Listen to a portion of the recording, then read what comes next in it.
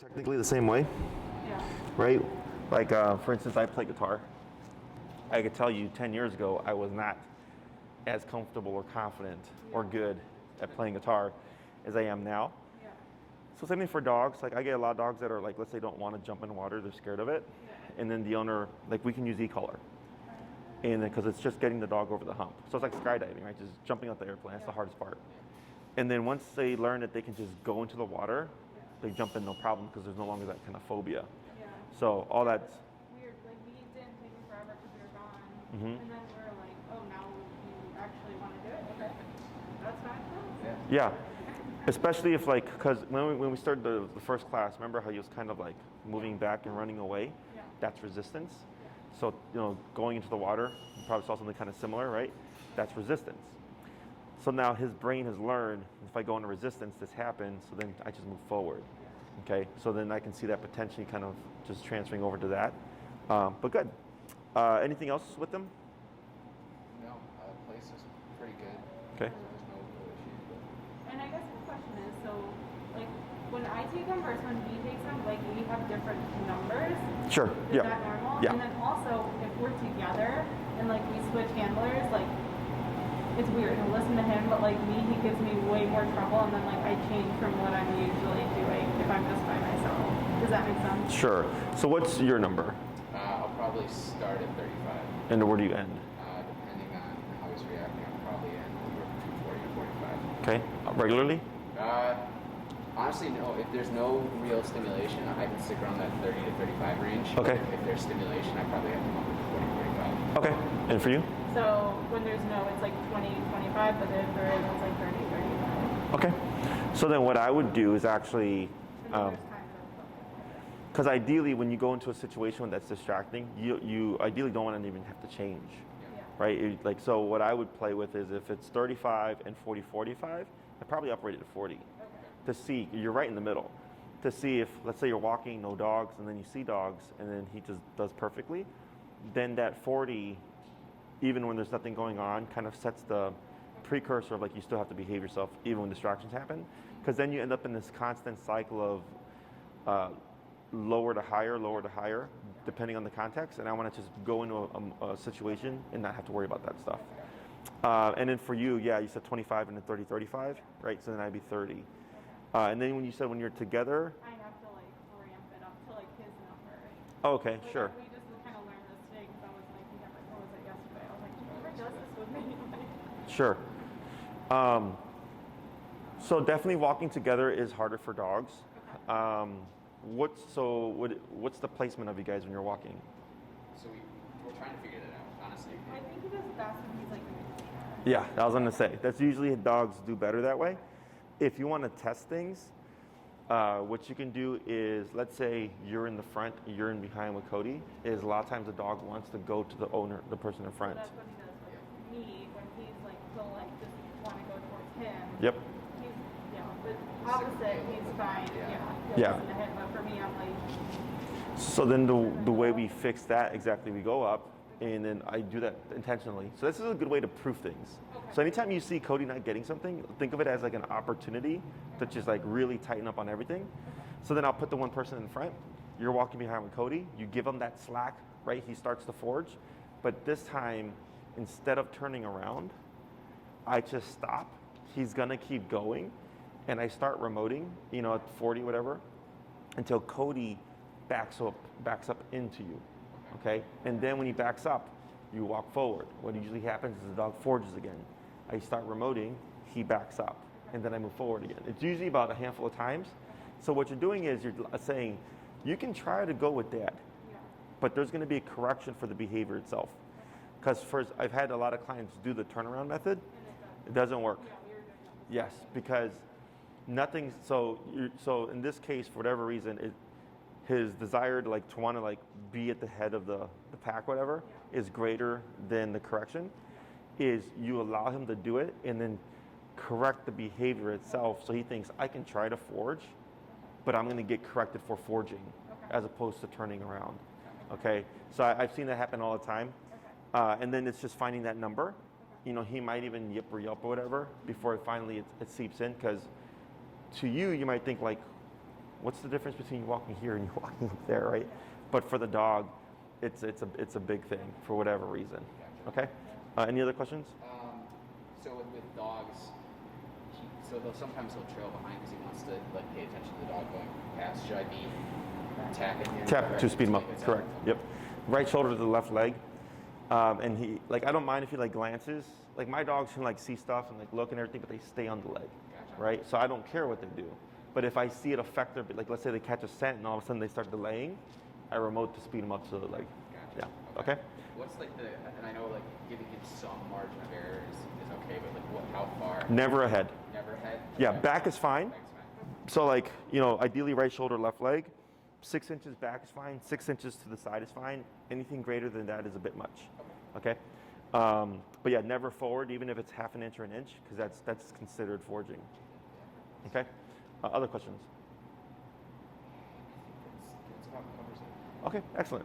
So what we're going to do here is we're going to swap your leashes out here. We'll use ours so that. Oh, so if you want to use yours, it's fine. We sweep and stuff, it's just going to tack on a lot of fur. So if you want to keep yours nice and clean, at least from fur, we can use ours. Yeah, okay. So we're going to swap here. Go ahead. Here, here, and then.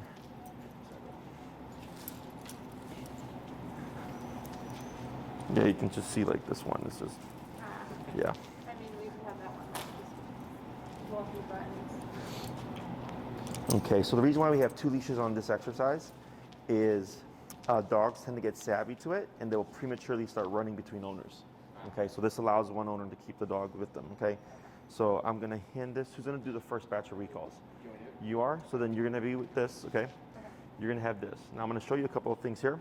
The recall is very coordination heavy, okay? So don't worry about getting everything perfect the first time. You're gonna make mistakes, but as you practice it gets easier. You hold remote right or left hand? Right, so what you're gonna do is you have your remote in your right hand. You're gonna have your leash over your thumb like this. Okay, so you can press the buttons here. That frees up these 3 fingers. You're gonna have your leash draped over your hand like this, okay? With the fingers here, what's gonna happen is, let's pretend I'm 30 feet away, right? I am tapping Kodi to come to me. When he's coming to you, you're gonna wanna shorten your leash, okay? So what we do is you're gonna be moving backwards and just throwing it on the ground like this, okay? So I have remote here, fingers here, and it's real easy, okay? So again, leash over your thumb, remote here. These 3 fingers are free over the hand, moving backwards and just tossing on the ground, okay? Now once you've decided you've reeled in enough, you're gonna take your leash here, go over your finger like this, and just clasp your hand, okay? So the reason why we do this is if Kodi took off and you're holding your leash like this, you're gonna get rope burn, okay? I've had it happen to clients. So here, just as habit, anytime you're done with this, just do this, okay? So if he does take off, that locks your leash, okay? It doesn't have to be tight, you just have to have a nice little firm grip on it. So he might jolt you a little bit, but it's not gonna rip that leash through your hand, okay? Otherwise, if you're not ready and he's going, so as long as he's not running into anything dangerous, I let this go because I have this, okay? Same deal here. He's not going to rip this out my hand, okay? So that's your safety measure. But as force of habit, is every time you stop, you just always do this to prevent that from happening, okay? The last thing you're gonna do is to initiate everything, is you're gonna be at the end of the leash, and let's pretend I'm 30 feet away, is you're gonna pull until you feel a little bit of tension, like right there. You see how there's tension here? And I can feel it on his neck. Is you're gonna put tension like that, and you're gonna start remoting until you see Kodi moving towards you. The moment he moves towards you, you stop remoting, and you do that movement back, and you just reel in that leash and throw it down. Okay? Questions? Yeah, I told you, it's very coordination. That's what I knew there was coming. Hey, Bree, would you turn that one off? Alrighty, so let's go ahead and I'll have you bring Kodi here, and then I'll have you walk towards the end there with your leash. So then you come this way. Yep. And then I'll have you come this way. That's good right there. Right. So then here, you would like start to reel in a little bit, right? Right, and then right there you can see, and then you're gonna start to feel a little bit of tension on his neck. What's your number currently? 30. Let's go ahead and go down to 20, because we're teaching something new, so we always go down low. And then when you're ready, you're gonna sync that tension with the tapping.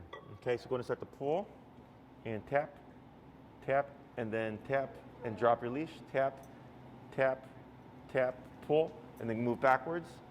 Yep, that's good. And you can wait right there.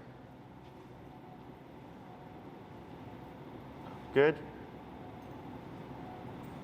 And then tap, good, and then praise. Because he should automatically sit when he lands. So I don't care where Kodi goes. Just he needs to be immediately next to you. Okay, so we'll try it again. Break. Break. You want me to walk this way? Yeah, or either or. So we're gonna reposition again.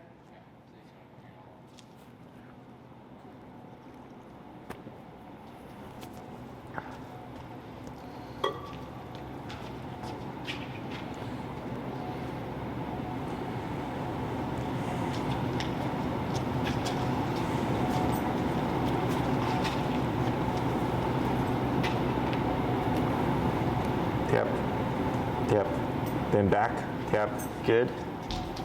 Tap, back, good. Go and hold right there. Wait a moment. And praise. Good boy. Good job. You're at 20, right? Yeah, well, it was only tapping when he started moving. He was moving? He just kind of came.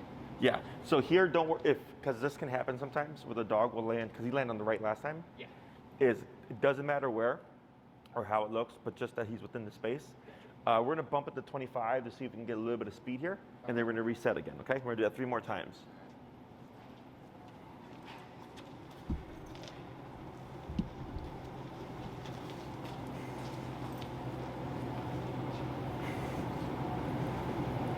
Go ahead, tap. Tap, tap, yep, now backwards, there you go. Yep, tap, there you go, good. Hold right there, yep. Good, praise. Good, 2 more.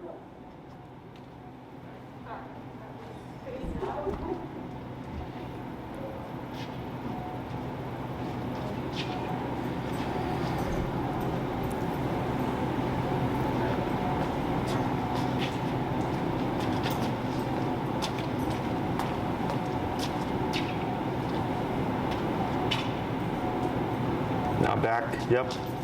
Tap, good. Hold right there.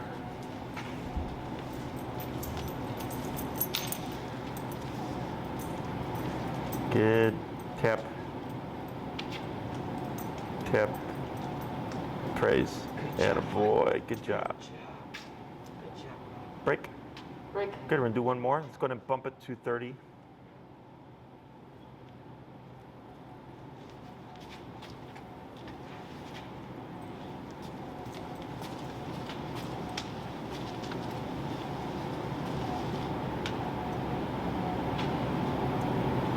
Good. And yep, drop, back, tap, good.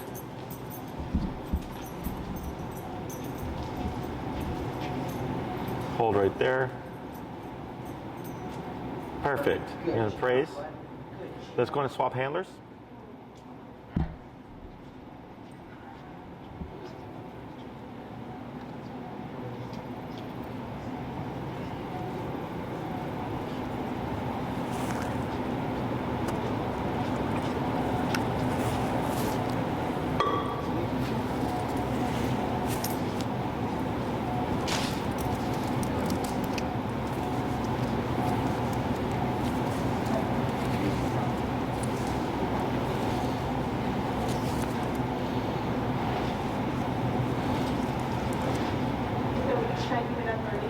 You're going to do that same sequence, correct.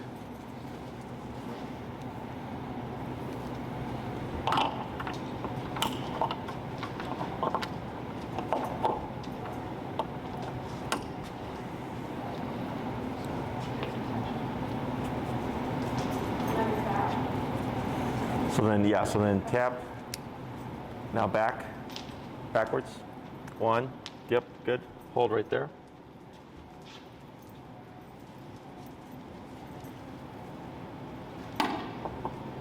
Good, and praise. You got on the right side that time. Good, break. Good, and 4 more.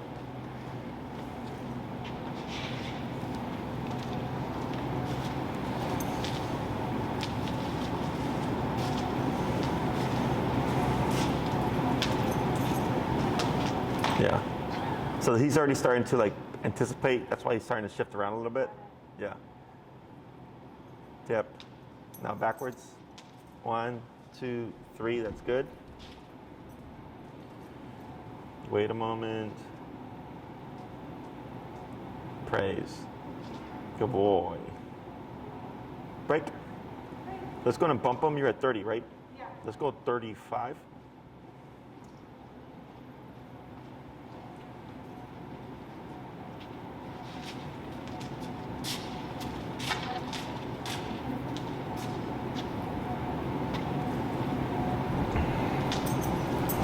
Tap.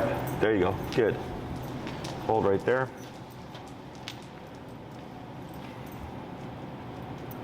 Good. Break. Good. 2 more.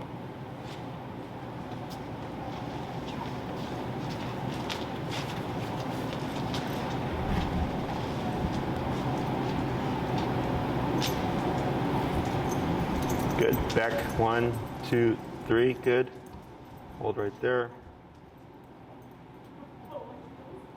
So here, go ahead and go back to where you were. Hold 1 second. Now take a step back. Tap, tap. Good. So, yeah, he's gonna land and tap. Wait a moment. Now backwards, tap. Wait right there. Tap. Move backwards, tap. Yep, hold tap. Wait right there. Now praise. So he landed too far. So, very common. Most people, when their dog lands too far, will move into the dog, and you want him to complete the task, so you move away from him. Okay, let's try 1 more.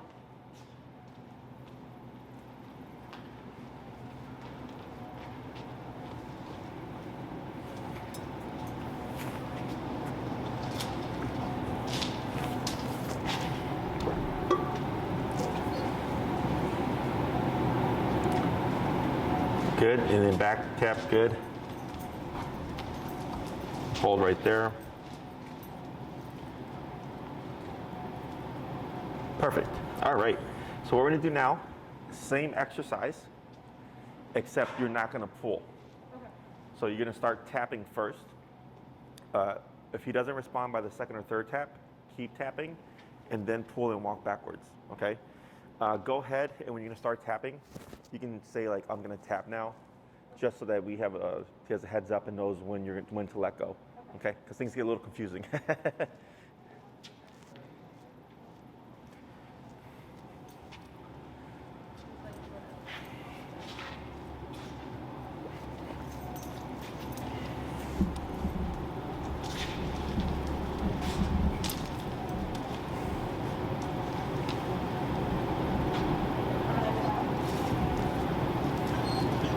Tap, yep. Now backwards, tap and pull, yep. Good, hold right there.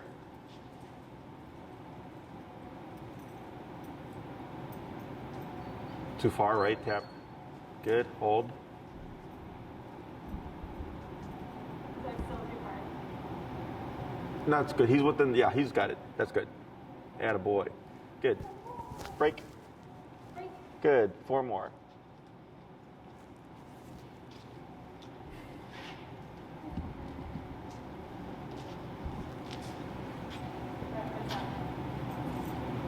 Tap, yep. Now backwards, tap, tap. Keep pulling, tap, tap, pull, pull, pull, pull, tap, pull, tap, pull. There you go, like that. Perfect.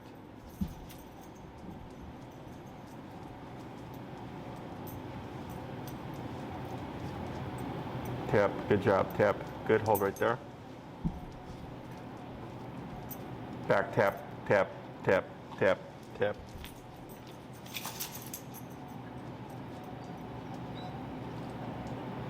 Really try to push the limits here. That's fine. So here, when you do the recall, go ahead and break. Tell them to. You're gonna also still reel in, so that this way you can help them a little bit more with coming in tighter. Okay. We'll just try a few more.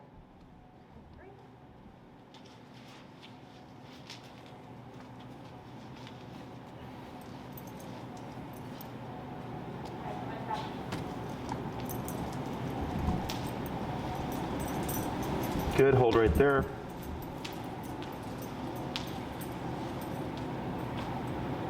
Yeah. Good. Tap. Tap. Tap. Wait a moment. And praise. Good. Good. Break. One more.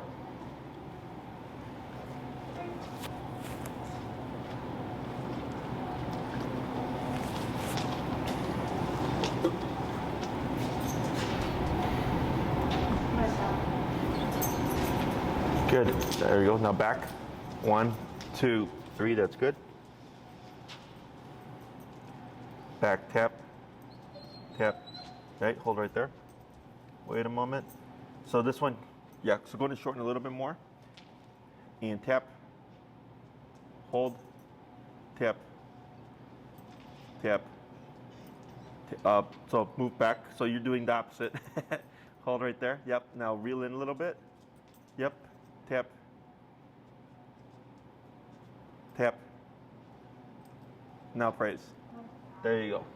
Good. We're going to try one more, then we're going to swap. Break. Is he like testing? Or like what is? He's getting frustrated. Okay. Yeah. So a dog's first instinct is typically to move away from the e-collar. So that's why we do the long leash, so that we can force the return, so that he learns the only option is to always move to you.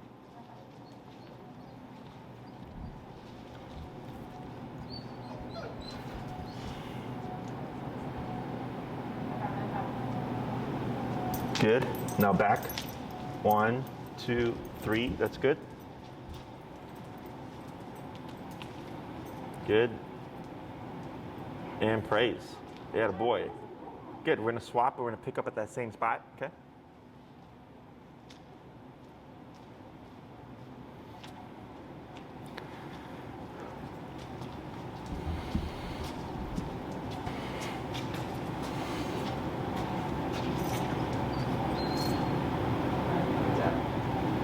Tap, tap, good. Hold right there.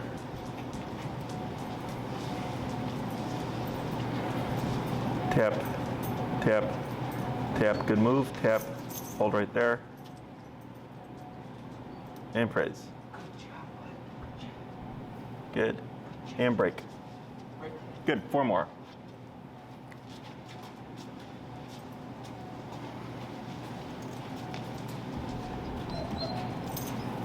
Good.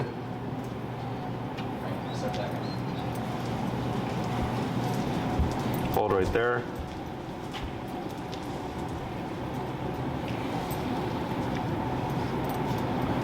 Back tap. Right, good. Wait a moment. Tap. And praise. Tap for the sit again. Tap. Tap. Tap. Tap. Use a little bit of hand press, or your release. Yep. Tap.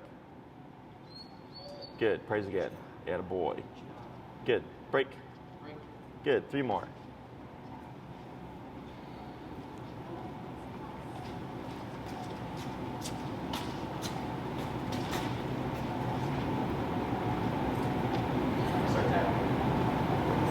There you go. Good one. Hold right there.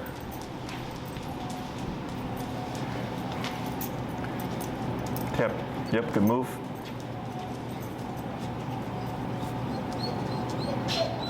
Praise.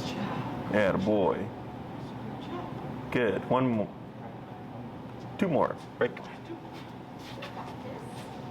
Got this. Good girl. Start. Good.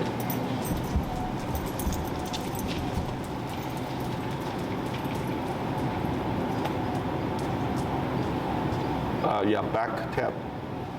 Good, hold. Tap. Tap. Good. Yep, leash, good job. And praise. Good, one more.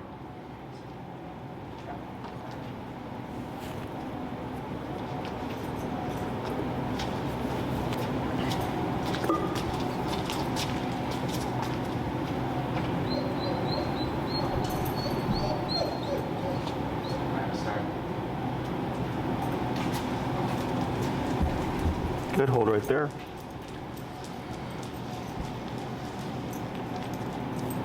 Tap. Good, hold right there. Tap. Tap. Back tap. Good, hold right there. Excellent, okay. Good. So we're gonna give them a little break right there, let them just kind of think about stuff. So what we're doing here initially, we're gonna use the come word by the end of the session, but like, does he have any concept of come? Use here. Use here? Okay, so let's say you use the word here right now and he did come to you. Like it's like, oh great, he came, but it doesn't allow us to use the remote, okay? So I remove all the words, I shape the behavior first using the remote, just like we did with heal, and place, right? We taught the behavior, then we said, now we're gonna title it. So we're doing the same thing with the recall, okay? So this way, we know for sure the remote is actively what's bringing Kodi back to you. Just like with heal is walk with me, stay with me, sit when I stop. Recall is similar. Come to me, stay with me, put your butt down, okay? Or sit. But it's not a sit, it's a come command, but this is just built into it, okay? We always want Kodi to land within our immediate space, so within 2 to 3 feet of us.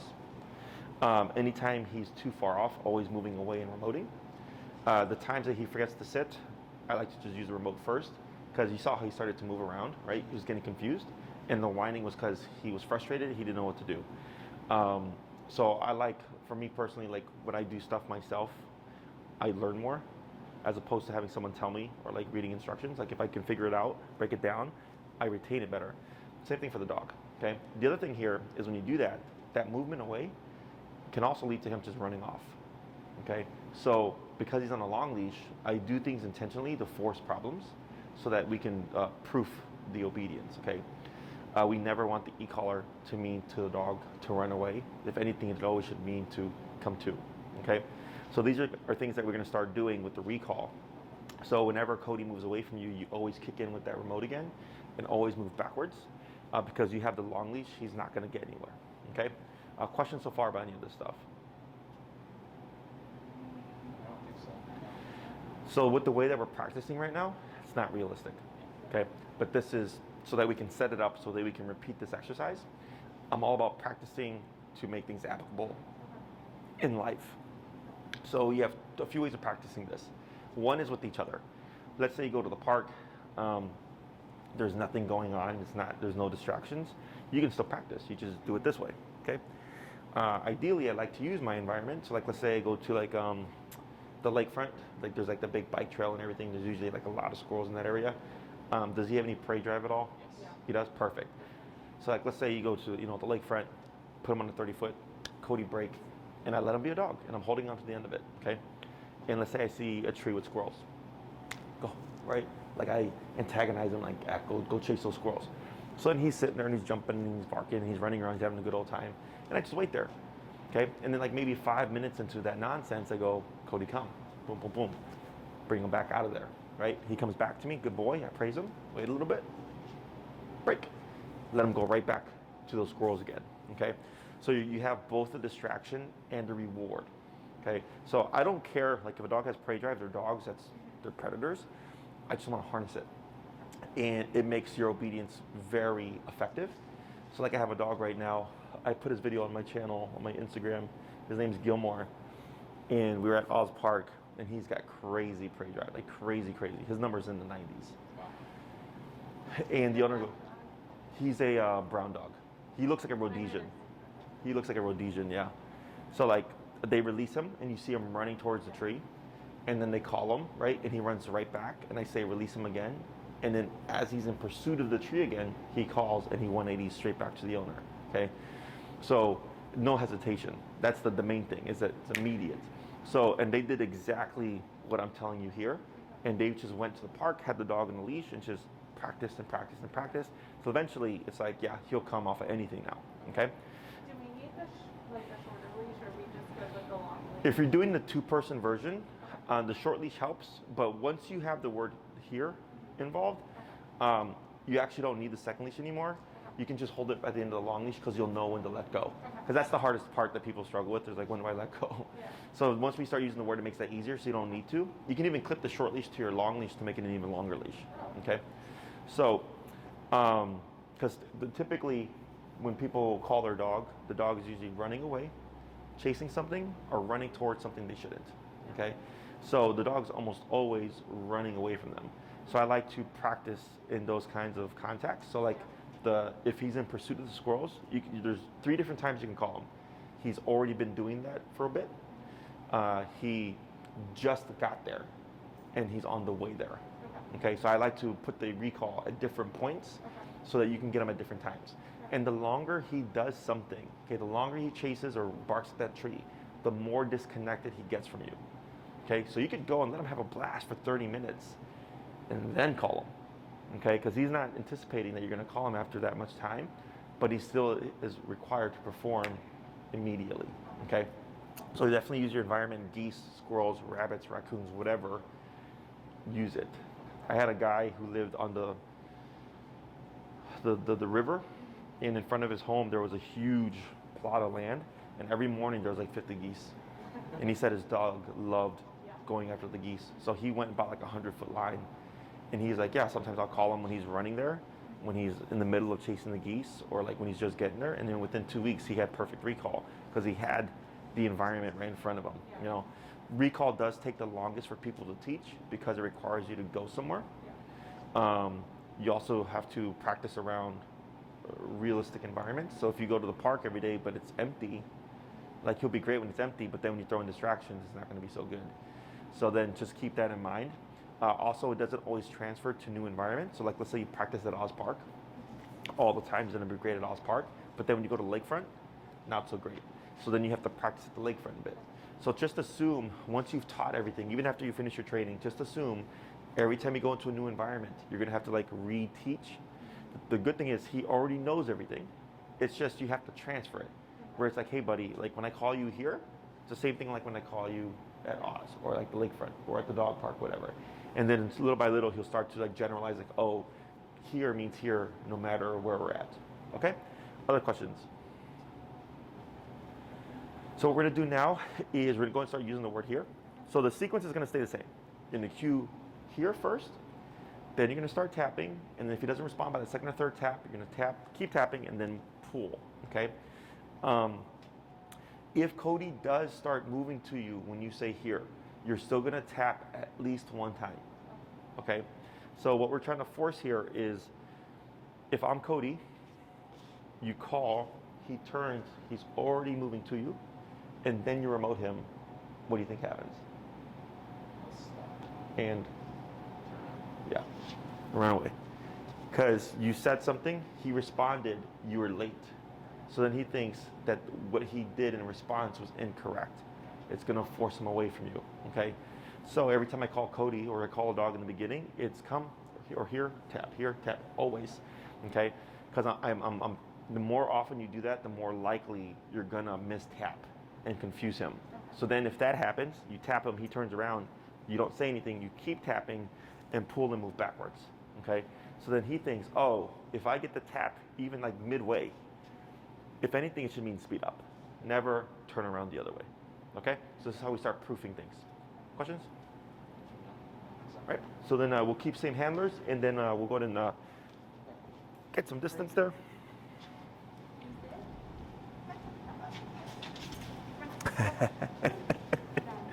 You're so comfortable.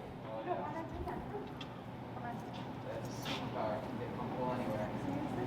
You can call him from the down. Yeah, it's okay. Yeah. Kodi, here. Tap, tap. Now backwards. Tap. Good. Now reel in your leash. Good. Now hold right there. Wait a moment. And praise. Good job, bud. Good. We're gonna repeat that sequence 4 more times.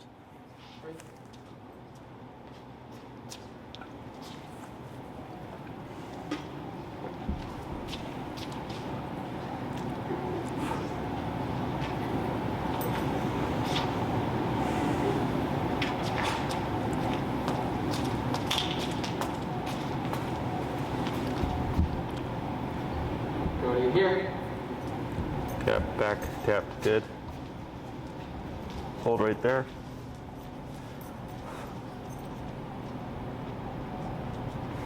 Good, praise. Good job, bud. Very good. 3 more.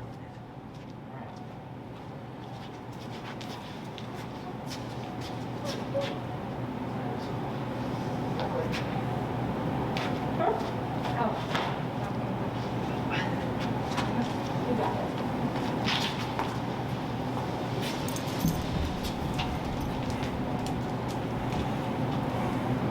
Kodi, here. Good. Back tap, good. Hold right there.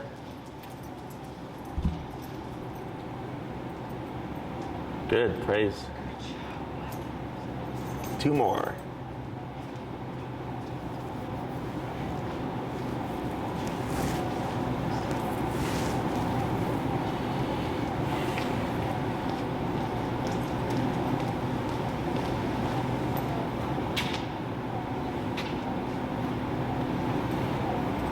Kodi, here. Hold right there.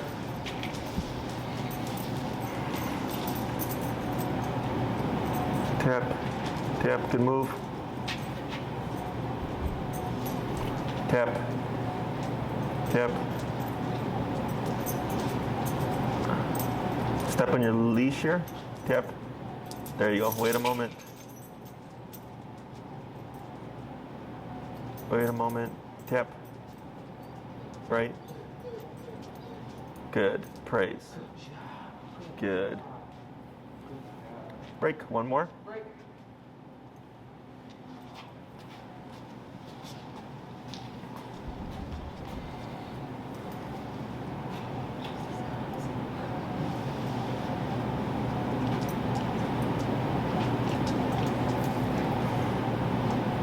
Kodi, here. Good. Hold right there. Yep. Good. Praise. Attaboy. Going to swap handlers?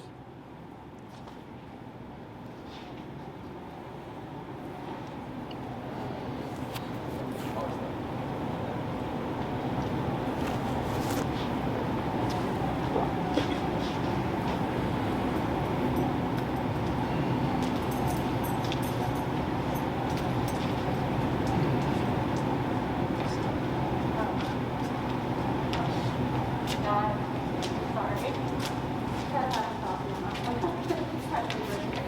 Good. Kodi, here. Tap. Tap. Now back. 1, 2, 3. That's good.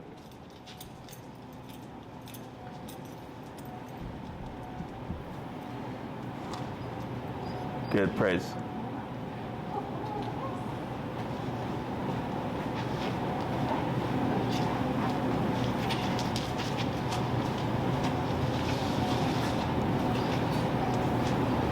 Kodi, here. Now back. 1, 2, 3. That's good. Right. Praise. Good job. 3 more.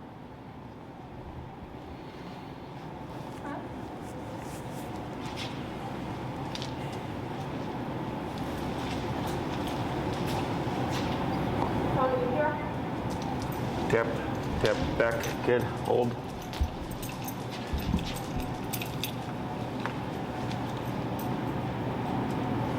Good move. Yep. Good move. Tap. Tap. Tap. Good. Perfect. Praise. Good job. Good, just a couple more. Break.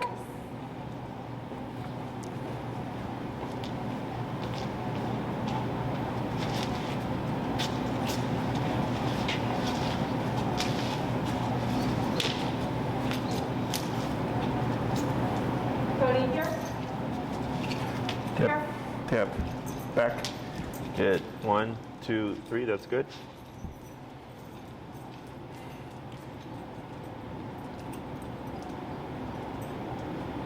That's okay. You get praise. Yep. Good. One more.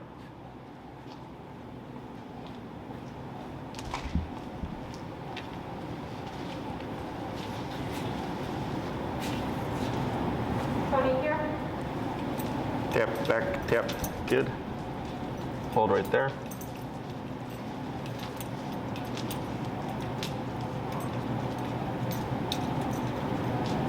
Tap. Good. All right, it's going to bring Kodi back over here to the center.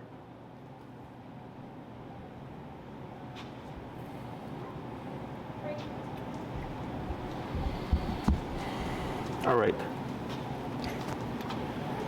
So one thing I forgot to mention is with this exercise, so the movement back, right? If Kodi's moving towards you, you can just do this 3 steps and then stop. So the reason for that movement back and why it's important is because most of the time when people call their dog, they're stationary. So they'll say like, Kodi, come, and the dog will look at them and they're like, what? So you get the attention, but the dog goes, what? So then the movement helps give him something to attach to, right? He's like, oh, you're moving, and then it gets his attention. And this is a permanent part of the recall. So every time you call Kodi, you will always move backwards until you feel like he's locked on, and then you can come to a stop. So the other purpose of it is like, let's say Kodi's off leash, he's out of earshot.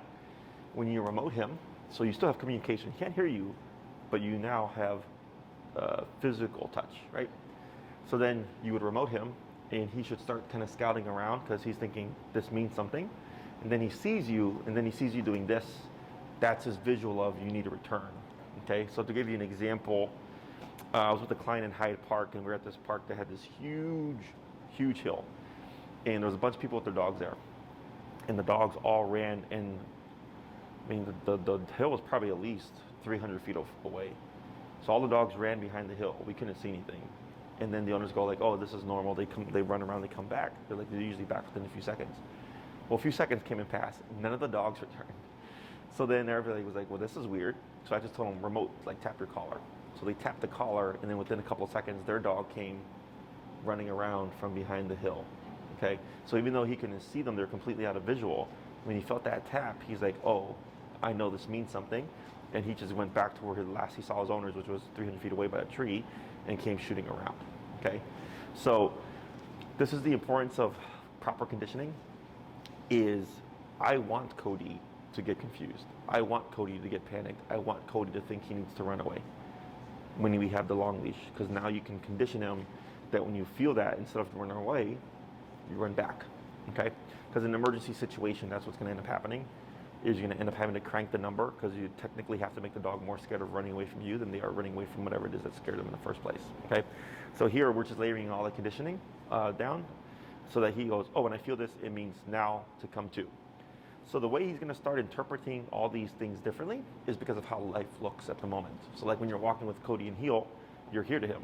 So this, if he gets tapped and this is your leg, he's thinking, oh, I'm supposed to be here, okay?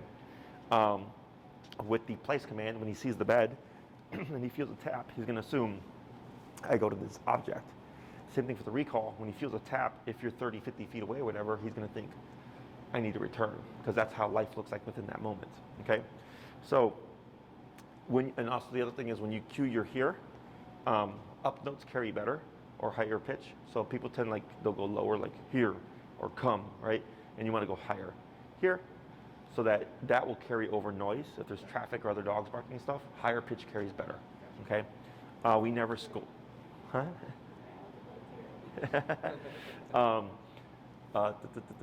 Never scold him for not returning.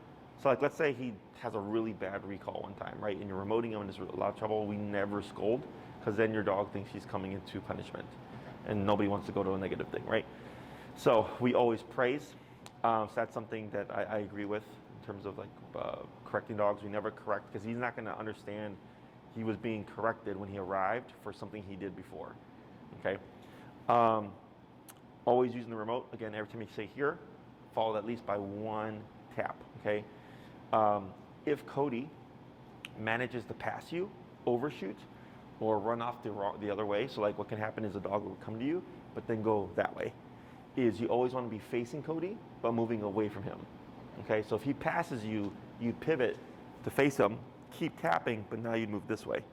So then if you ran to my left, I would turn to face him, remote, move this way. Okay, so always facing, but moving away from. I'm not a big fan of people who call their dogs and start walking away, because then you don't know if your dog is actually returning. And you don't know how many times I've seen this at Oz Park where someone will call their dog and they'll start walking and the dog's still playing.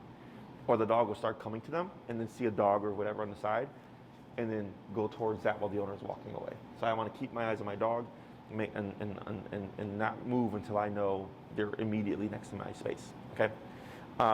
We issue the break command. So Kodi here. You wait 5 seconds, 10 seconds, Kodi break, right? So like if you're calling from squirrels, you want to have a definitive, you stick with me, and then when I say break, you're free to go back to the squirrels again, okay? So that's why we were saying break every time we were resetting, to let him know that you need permission to leave when I call you. If Kodi were to land off a little bit to the side, like I said, we don't want to move to him, we want to make him close that gap. That also can turn into a problem where the dog will slow down and stop, kind of like where you like a little bit of distance, so the owner like thinks they're gonna actually return, and then they'll pick up speed and keep going. Okay, so that's why I also fixed that problem, because it'll turn into where the dog kind of fakes the owner out and then takes off again. Okay, here means immediately to me, and you can't move until I give you permission. We have to build up to realistic contact. So like if he goes to the dog park or whatever, don't just go to the dog park today and expect like, oh, I'm gonna say here and he's gonna just come to me. You have to practice to that. Okay. Easiest way is go to the park, let him be loose and free, and it's just meander and walk around and stuff, let him be a dog, and take advantage of moments where he's distracted.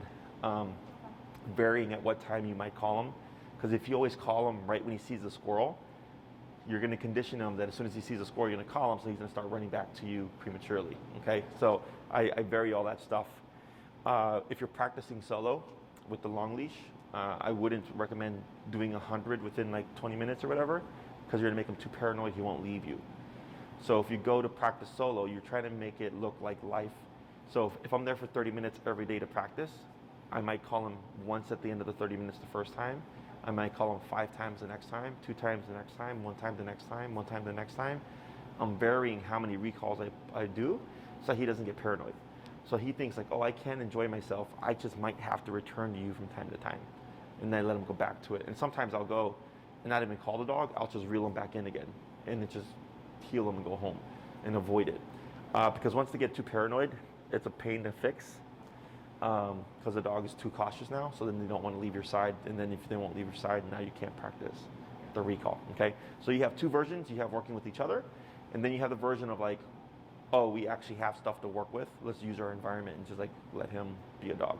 Okay, questions? Yeah, for the heel command, is it something that you always want to start from a sit, or do you? Oh, so technically, like let's say like right here, right, he's in a down position. You could say heel and just walk, and he should just move to your leg. Heel would never be heel to this. That's recall. Okay. Heel would be he's sniffing on my left side at the grass, and I say heel, and he goes straight to this. Does that make? After break, because like what I do is I just do heel and he'll just keep walking. I typically kind of like start to lead him into a sit, and then I go off. You're technically not wrong. Doesn't matter. All that matters is that he's at your left side. So like, yeah, so like right now, if I did heel like this, it wouldn't matter because he's at my left side, that he's in a down or whatever. But because some trainers teach heel as come to and to come here and then to walk with. And for me, that's too much stuff for a dog for one word. Is we have come or here, right? If I wanted the dog to go move to this side specifically, I would say finish. Finish means you position yourself here. Heel then means walk with me, stay with me, sit when I stop. Okay, so it'd be like a package. So here with the recall, like let's say you called Kodi and he landed on your right side, what you could do, and he's facing this way, is now he's at my left side. You see that? Yeah. Or you could just do this, you know? So there's no right or wrong there. But technically, either one of those things is valid. Okay? Other questions? I have like 2 none to recall, so I don't, are we going to do more? No, you're. So first question, we did run into like an off-leash dog today. It was nice. Like, it was a nice dog, but I guess how would you handle that? Because I just stopped. He stopped with me, but he was like, didn't know what to do, and then I put him in like a sit, and he was fine. But I'm just curious, like, how you would handle an off-leash dog coming up to him. Okay. So I guess the simple answer is that I just don't let that dog approach my dog. Okay. Now I have a video on this actually too. So if you send me an email, because at Oz Park we used to have off-leash dogs charge us. So you see clips from videos. So